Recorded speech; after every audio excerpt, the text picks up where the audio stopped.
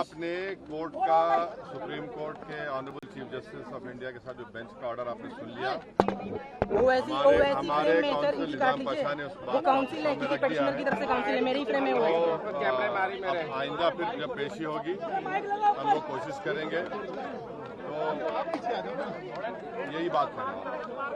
और कुछ आज मूवमेंट क्यों कर रहे हैं? नहीं, अभी जो सुप्रीम कोर्ट ने तो कह दिया है कि वक्फ बाय यूजर पे सुप्रीम कोर्ट ने एक बार में स्टे लगाया है, और वक्फ बाय यूजर के डिलीशन पर स्टे लगाया है, और साथ ही साथ कोई सेंट्रल वक्फ काउंसिल के बनाने पर स्टे लगाया गया है, स्टेट वक्फ बोर्ड के बनाने पर स्टे लगाया गया है। पूरे सर, आज के फैसले से आप मुतमईन हैं सर, क्योंकि कल सुप्रीम कोर्ट 3 डायरेक्शन देने वाला था, लेकिन आप सेटिस्फाई हैं?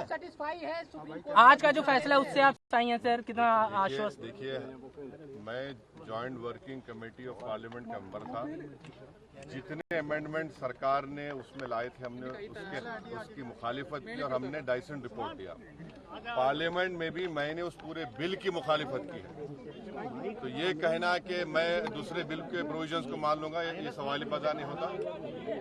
हम पूरे उस बिल को उस एक्ट को अनकॉन्स्टिट्यूशनल मानते हैं, और ये आर्टिकल 25, आर्टिकल 26, 14 और 15 और 29 का ग्रेव वायलेशन है। ये हम पहले से ही बोल दिया है, और आज फिर आपके सामने रिपीट कर रहा हूँ। No. See, let us be very careful. The Honorable Supreme Court, as rightly pointed out by my counsel, Mr. Nizam Pasha, the Supreme Court has said that the Central Waqf Council and the State Waqf Boards will not be constituted. Waqf by user cannot be deleted. Now, there are other provisions also, which we as a party have come to the Honorable Supreme Court that calling it unconstitutional. Now, whenever it will be heard, our counsel, Mr. Nizam Pasha, on behalf of me, will be arguing it. As you know very well, that during the deliberations of the Joint Working Committee, I have given a Dyson report opposing all the amendments that were proposed by the government.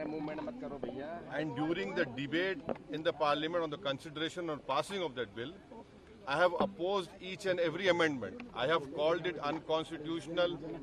I still call this law as unconstitutional, as violating the fundamental rights of Article 14, 15, 25, 26 and 29.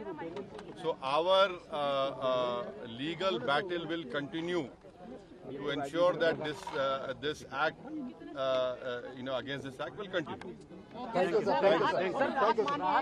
देखिए, सवाल देखिए, आपको पूरे उस कानून को समझने की जरूरत है। अब 5 साल का मुसलमान प्रैक्टिसिंग रहेगा, 5 साल प्रैक्टिसिंग मुसलमान का तो रहेगा। अब उसको कौन डिसाइड करेगा? अब कोई महिला है, उसको कौन डिसाइड करेगा? तो ऐसे कई उसमें जो अमेंडमेंट्स के जरिए लॉ बनाया गया है, हम उसके आज भी मुखालिफत कर रहे हैं और कल भी अपोज करते रहेंगे। और लीगली हम सुप्रीम कोर्ट ने चैलेंज किए, हम उसको उन तमाम चीज़ों को violation of the fundamental rights मानते हैं।